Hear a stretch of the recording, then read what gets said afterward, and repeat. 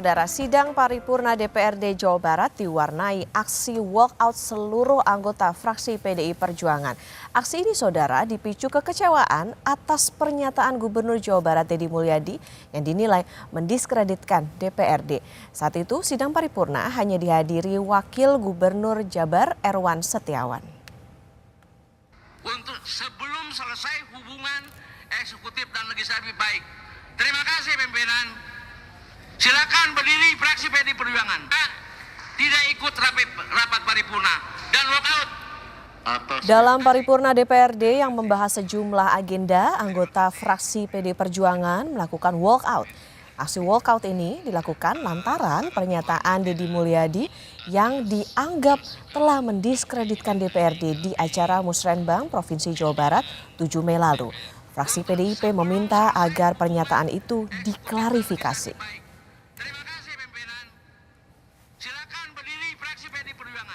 Pada tanggal 7 Mei itu Gubernur dalam acara musrembangnya provinsi untuk anggaran tahun 2025, beliau menyampaikan dalam setiap mengambil keputusan, beliau menyampaikan kalau kita menyampaikan ke DPRD itu prosesnya lama.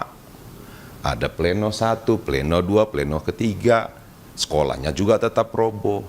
Nah, saya berpikiran bahwa pernyataan gubernur ini adalah pernyataan yang mendiskreditkan DPRD. Kita berharap ada klarifikasi. Apa sih maksud pernyataan dia itu? Gitu loh. Menanggapi aksi walkout fraksi PDI Perjuangan saat sidang paripurna DPRD, Gubernur Jawa Barat Deddy Mulyadi mengatakan bahwa keputusan tersebut merupakan hak setiap orang serta fraksi partai politik manapun untuk mengekspresikan seluruh kepentingan politiknya. Terima kasih. Terima kasih.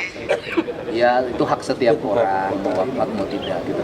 Artinya setiap orang kan berhak, setiap partai politik fraksi berhak untuk mengekspresikan seluruh kepentingan politik. Ya.